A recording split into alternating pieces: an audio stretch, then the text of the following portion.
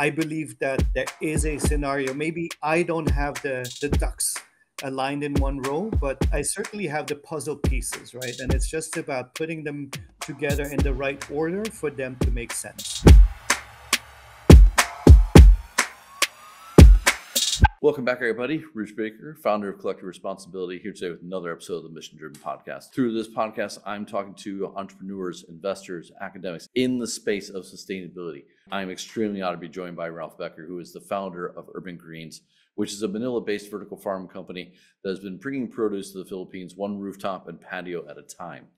I met Ralph right before the doors of COVID closed in on us. He was launching at that point, and he and I were talking about the potential for vertical farming at that time. What's interesting is when I caught up with him most recently on my trip, he's making a pivot. And so we will be talking about not just, the fact that you need a pivot and the pivot's natural, but how do you get through it? Like, at what point do you realize your business model needs to be adapted, iterated, pivoted away from whatever it may be from that original idea? And I'm really happy that Ralph has agreed to come and join us and to talk about this thing, because vertical farming was very hot 5 to 8 years ago. It kind of fizzled out, but business models do exist and business models will be found. The question is, can you make those adjustments along the way? And so with that, Ralph, thank you very much for taking the time to join me. Hey, thanks for having me. As a starting point, as always, personal introduction and what is the mission that you're on? Hi, so my name is Ralph Becker. I'm here in Manila in the Philippines in my condo, and I'm originally from Luxembourg, and I have a little bit of an international trajectory behind me. I've lived in 11 countries. This would be my 11th country, and decided that after my corporate stint of 10 years at a big electronics company, consumer electronics company, I decided that I'd done my dues in the corporate world and wanted to contribute to something more worthwhile. I mean, like a net contribution to this planet. So that's how I ended up here in the Philippines and doing what I do at the moment, which is indoor vertical farming. All right, man. So indoor vertical farming. How did you learn about it? What sparked your interest, and why did you think this would be something that you could bring to Manila? I had been introduced to vertical farming back when it was still something very interesting that people like in its grassroots, and I had seen it when I was based in Japan. That's where I'd seen it first, and then later, most notably, when I was based out of San Francisco. And what interested me most about it was that they were trying to solve for, well, climate change is real, and particularly for growing food more locally and trying to cut down carbon footprints and making food more accessible throughout the year. Now, vertical farming at the time was known to be kind of expensive. The products that you were able to develop were more along, selling to higher consumer patterns, people who are environmentally aware. Like, it wasn't, say, a proven system at the urban level. So, kind of thinking about Manila at the time, was there a specific community or market opportunity that you noticed that kind of convinced you that there was a need in Manila for this at the time? Well, absolutely, but I think I have to be a little bit more selfish in that respect. And it started with me. The Philippines has a lower disposable income, but yet the produce that I bought in the supermarkets for cooking, what I thought was just general ingredients and commodities, turned out to be really expensive. So I started looking into this, and I thought, like, how can I solve it for myself? Which led me down the rabbit hole. And I quickly found that there is a strong reliance on imports and long supply chains here in the Philippines that create this obvious gap. And particularly the lack of consistency in quality and freshness make hyperlocal solutions such as this one pretty attractive. And seeing how other cities had integrated urban farming made me believe that this could work.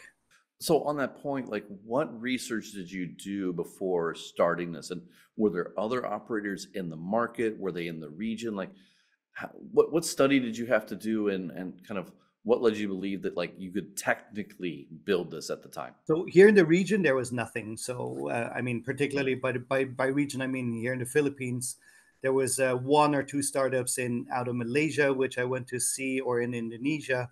But basically, there was a lot of trial and error, testing different systems and setups to see what sticks, particularly given this climate. The videos that you see on YouTube, they're great and they lead you towards thinking like, okay, rooftops might be the way to go, or towers, for instance. We've all seen the videos, but then what's later on applicable here in the Philippines in a different climate and environment is a completely different animal, I have to say. So I did study global models, but I really had to localize everything, different environment, different consumer behavior, and yeah, a lot of trial and error. So I mean, but it was still very kind of, let's just say, esoteric and academic in nature. Like you hadn't seen some convince you to go all in. Was it just a conviction around sustainability, climate change, the environment, do something better? Or did you just think, well, hell, I'll just give it a shot and see how it goes? Or were you really convinced that, like, look, if I can stand this thing up, there is a market that I will be able to scale through? Look, that's a really good question. I'm pretty convinced that there's no scenario in the world, however this turns out, right? Whether my solution works out or someone else's solution, but I don't think that there's a scenario in the world where growing food in smarter and more efficient ways will become of less importance. The challenges will be more, and I think solutions that try and solve in that direction will always be sought after. Right now, how this then works out with terms of business models, I think that was one of the bigger impasses why some of the bigger companies that create a lot of this hype ultimately caved. But as a concept in itself, I think we have to look at ways how we are just more efficient at growing cleaner and healthier greens and making it more accessible to a wider amount of people. What did the pilot look like, or what were the early days? I know a lot of my friends, they start these in closets, in basements, in third bedrooms. Absolutely the same. I did not have a garage here because a lot of the startups say I start in the garage, but I had my little window farm display here in the Philippines, in right in the heart in the city of Metro Manila, and that's where it started. Right, I started tinkering. I love tinkering. I love building, so I built my first units just here, and then I posted it online, and that's where people reached out to me and said like, "Wow, that's pretty cool. You're growing stuff. Can I have some? Can I buy some? Can you set this up in my place? How can we get this?" And when restaurants and hotels started reaching out to me, I knew that I was on the there was something there. So something's there. What do you do? Like you move from the window to a warehouse? Like, Yeah, that is quite interesting. So you basically pick. There's a lot of solutions out there, right? There's container farms, there's rooftop farms, there's A-frames, there's vertical farms, there's NFTs, there's ebb and flow. So you basically have to pick one that looks like it could work and works within your budget as well. I think that's one of the current restraints when you're bootstrapping at the beginning, self-funded at first, and then small investments from people came in who believed in the vision. But you really have to. You start small, and that's when you start attracting like a moth to the flame. Other people who are like, "Wow, what is it that you're building, and can I be part of this?" Right? all right, man. So you're doing little bits. You're bringing a little bit of investment. Hotels are calling you. What were like the next 2, 3, 4 years of Urban Greens like? What were you building at the time? Right. So I started with the infamous towers here, and that was pretty fun until and I found a couple of partners to set them up with on different rooftops because that was the heyday, and those were the videos that I saw. Little did I know that the Philippines is really strongly affected by storms and typhoons, and after when the first typhoon plowed through, I could pick up all my towers in pieces. Quickly did I realize that the solution here for the Philippines was not going to be anything outdoors, simply because the weather, makes it really, really hot and dry. It's bone dry and hot for like 4 or 5 months out of the year, and then it quickly flips over to the rainy season where it's just inundated and it's just rainy 24/7, and then comes rainy season, typhoon season. So the sweet spot here, is actually really small, the best time of the year here. This also gave me different iterations that came with it. I moved indoor. Okay, what am I doing indoor now? Is it still the towers? Am I moving the towers indoor? Great, stick a couple of lights on it. Figured out that that wasn't really scalable, or mass production. So you come across NFTs, you come across flatbeds, and you just constant iteration, constant. Every few months you reassess what you're doing and what works and what doesn't work. Does we've done so many business models where either we even set up systems at customer sites. Is it B2B? Is it B2C? Who's your customer base? Is it subscription? Is it kilos? Is hotels, bars, restaurants, individuals, supermarkets? Who are your customers? So all of these varieties, I think I can I have some experience in all of them. Now you're moving all these different experiments forward. How big did you get? How many different types of systems or iterations did you have going at one point, like at the peak? And how many plants or kilos were you putting out, say, on a weekly basis? I'm actually counting in my head right now how many different setups. So we tried everything. We tried wall systems that are floating out there. That didn't work for us. One thing that they don't tell you is that it requires lights, which is a completely different setup. And the systems that we got, they kind of leaked quite a lot. Then you have vertical systems, and that seems to be working, where you have NFTs and gutter systems. That was mainly the systems that we had, but we stuck around for.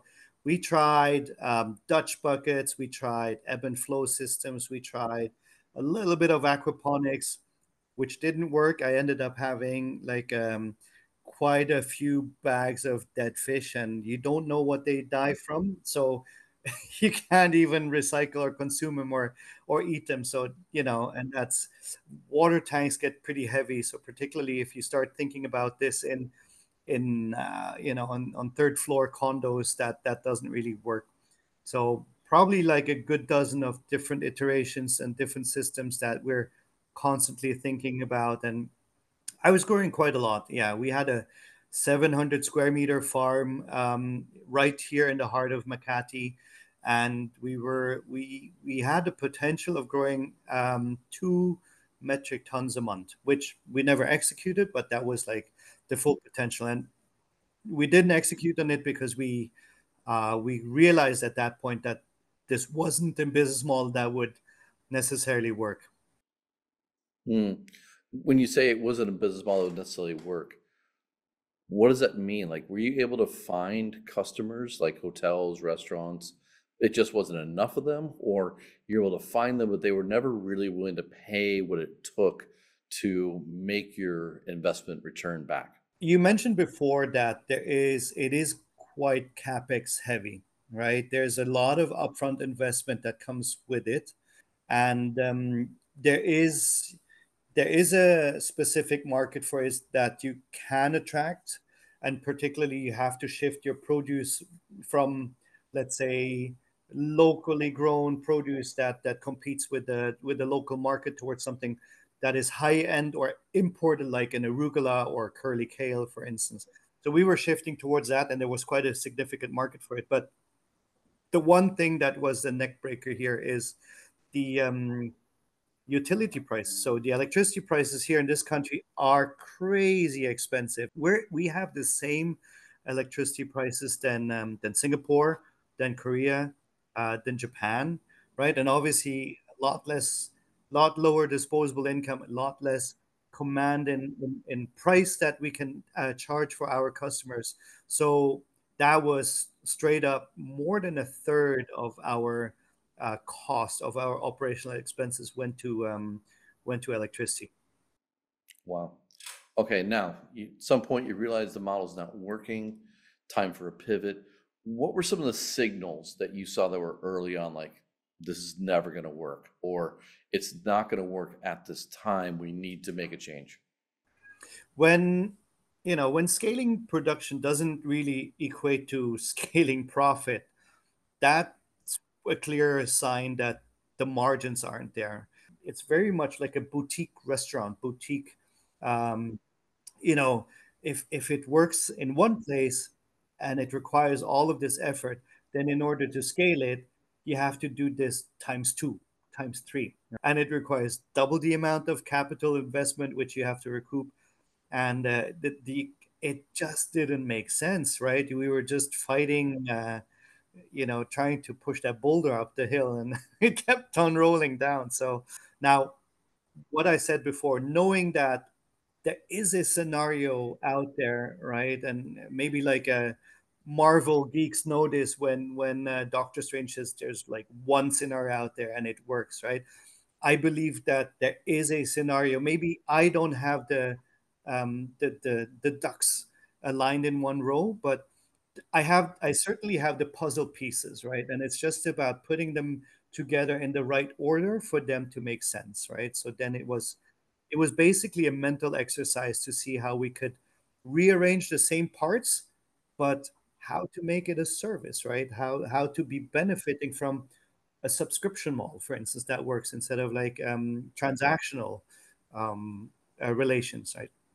Mentally speaking, how difficult was it to kind of cope with the idea that you've been working on this for 3, 4, 5, 6 years, and it was just like that wall is too big, it's not the right time, we have to make the pivot? Like, was that a hard one, or was it something that you saw this coming, you're like, it's just going to have to happen, and I just got to keep going forward? Like, how do you manage that kind of, I won't call it failure, but that realization that like your initial idea is just not going to work, and you have to make a really hard pivot into something new, into while waiting for those puzzle pieces to kind of finally line up to where they should be over time?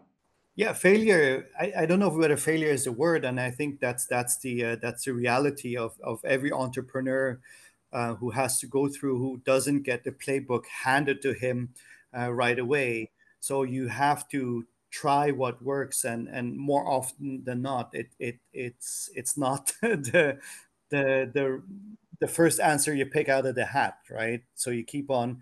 It's tough. It's you need mental toughness for this, right? This, where does your next paycheck come in, etc. You have to try and be as unemotional and as uh, probably non-nostalgic about it, about the past, right? So you put a lot of effort into building a system, right? And it looks nice and all of that sweat, but it doesn't work. Okay, put it put it aside, put it to rest, and focus on the future, right? And the quicker, the faster you can cast off that older model, the better, and take all your learnings with you, move on, right? Letting go of some costs and prior assumption is difficult, but quite liberating as well. So then what is the pivot itself, and like how many different ideas did you have to take, not just these pieces but these lived experiences forward? Like, did you whiteboard a ton of ideas, or were you actually like, you realize like, oh, this is actually the one, now that I've gone through this 4 years of kind of shaving things back? It's a process, right? You don't wake up one day and it's all clear, right? There's certain pieces that fall into place and you pick up on, like at some point of the road, and then you're like, hang on, that might have been something.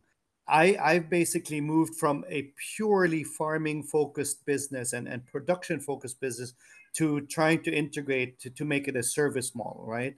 So instead of just growing and selling greens, what I used to do, right? Very, very transactional. Hey, you want a kilo of kale? I got a kilo of kale for you, right? So a little bit like a like a farmer, right? And but now we provide more of a service to it because we understood that people are looking for a lot of experiences, and the produce that we grew was so spectacular, and it was so it was better than most of the produce out there in the market. But once it reaches the customer, he just, let's say a chef just chops it up and puts it on a plate. So the end customer rarely gets to enjoy what it looks like. So now we help both the chef and the establishment communicate to their customers how fresh, how green, how amazing the produce is. All of that while satisfying the consumer as well. So it's a service model. That's all I can say. We're revamping our website at the moment, so probably by the time, probably ask me in a month time or so, then. How did your last 4 to 5 years of growing help? How much does it help you build a better model this time and to understand your customers daily? Because now it sounds like you're going to be more of a platform in a way. Like you're not going to be so much focused on selling the kale per kilo. You're going to be focused on like delivering much more of a service to the growers themselves. So how does your previous experience as a grower help you set up for this new pivot? I think it gives me legitimacy because we still talk to the same clients in that sense. So they do trust that the quality that comes from me is still the same, right? Because I wouldn't, they know that there is a gateway, that I there is a threshold and a certain standard that wouldn't pass my door. It wouldn't get out of my door if it wasn't the right standard. So I think, and knowing what to expect from third party vendors as well. So we know what the best quality is. We know what our customers and clients want, even more so. And that's where we're trying to meet this, right? We communicate this change to our customers, to the investors, to the employees, and that's transitioning from an old model and rethinking operations and partnerships. It's quite refreshing, and they see it.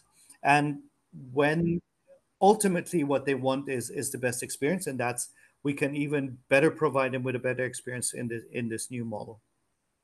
How difficult has the shift been?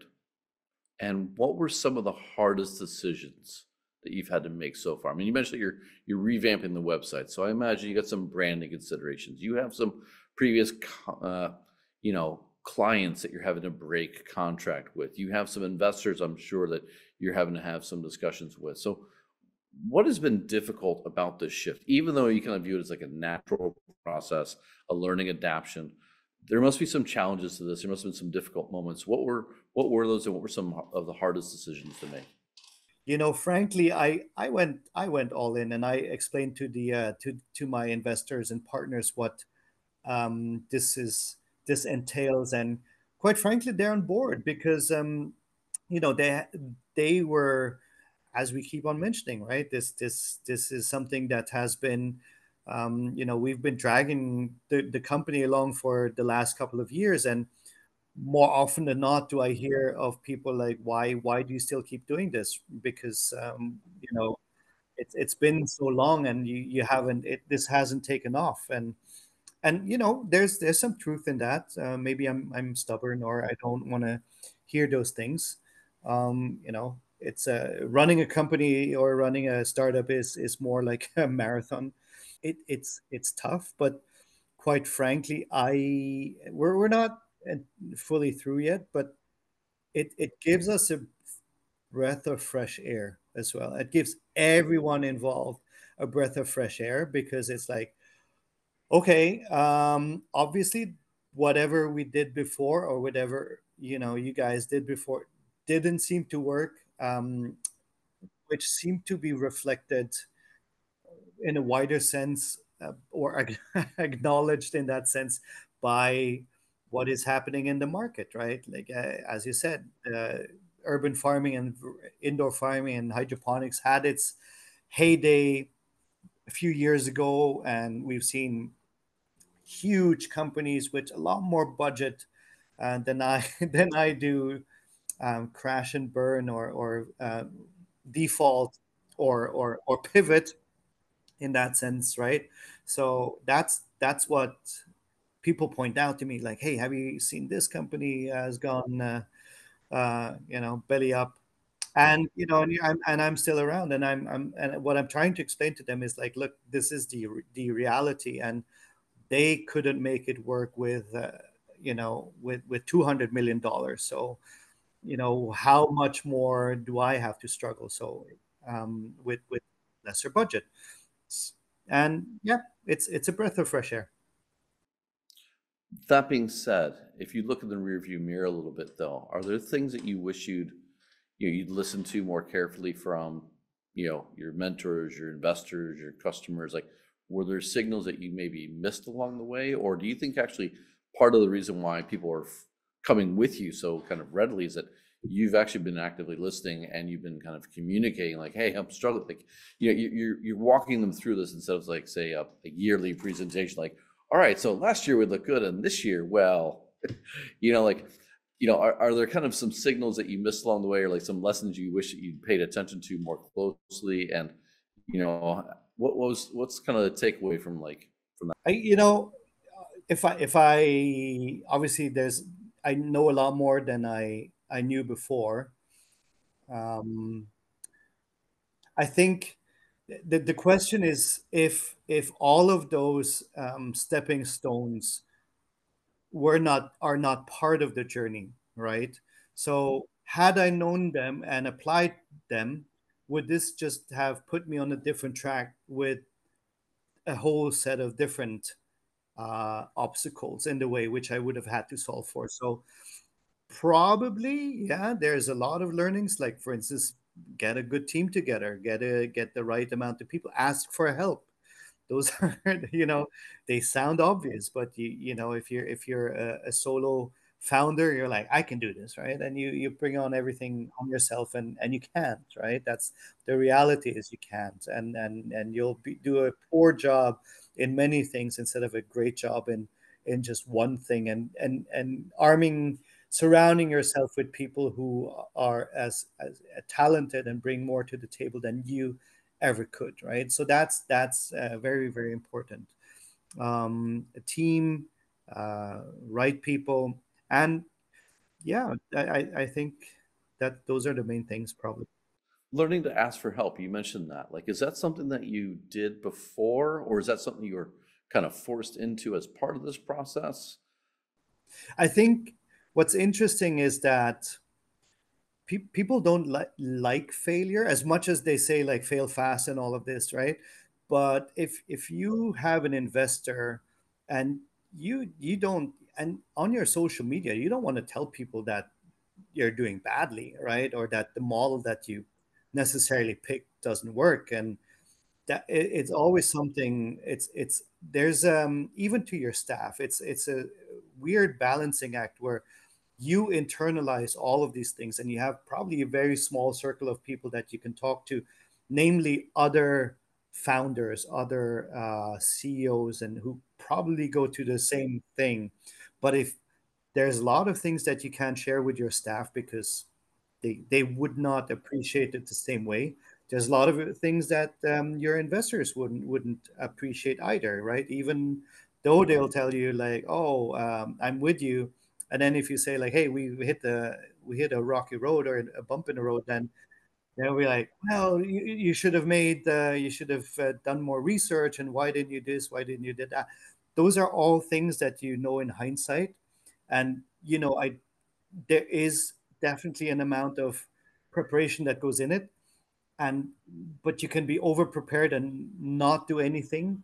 So it's a balancing act, right? So, and yeah, So, is there one kind of thing you wish you'd known in hindsight that you think might have helped this process a little bit, or helped you move a it's little bit quicker through it? it's harder than I thought it was ever going to be. And it's harder. You read all of these things, right? You read about, like, this the quote by who is it, Mike Tyson: everyone's got a plan until you get punched in the face, and all that jazz, right? And it's so true, all right? And it's experiencing this and living this, not only like internalizing this. You start a startup or you create a startup because you're passionate about a single thing and about changing a single thing, and that is your skill set. But then you don't necessarily know accounting or creating a business model or 5-year plan or a marketing campaign or all of these other things that you know can be big departments in some companies, right? You come out of this because you have an idea and you want to see it through, right?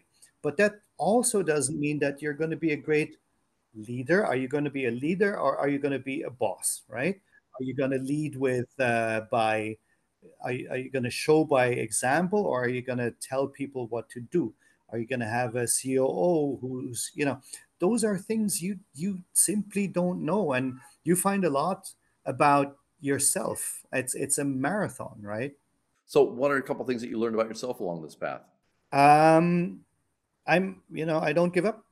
I don't give up.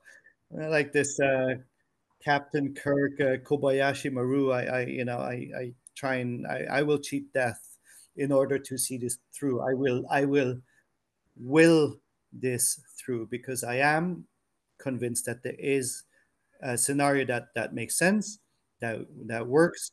I seem to be closer to it. I'm not saying that the model that I have now will be the alpha and omega to everything, right? There'll surely be different iterations of it, but I'm excited. I'm still excited, right? It's tough, but I think only other founders will appreciate this. Speaking of which, my last question, my friend. If you're talking to another founder who's struggling with the idea that it's time to pivot, what are two or three pieces of advice you'd give them as they come to that realization, like, no, it's time. Got to go to the new thing. It's a good positive step. What are two or three things they should know? Very good question. If what's holding them back is nostalgia or sort of like, well, I've invested so much time and effort into this, just to see it like go, then that's that's obviously it's hard, I know, but cast it off and you'll be much better off and you'll be so much happier with a new one. I think it's like relationships, right? If you're in a bad relationship and you're like, oh, I've invested so many years, my good years into this relationship. No, like just doesn't work. You'll be a much everyone will be much happier after this breakup. Just pull off the band-aid, move on, and it will heal back. And what's the worst? What's the worst that can happen, right? I'm an entrepreneur. I'm growing food. I'm not saving lives. I'm not. There's nobody whose livelihood depends, and my livelihood. I'm not going to die. I think there's always a fallback plan. You have selected this lifestyle and this life. If you believe that there's something out there in your idea that makes sense, then just keep pushing.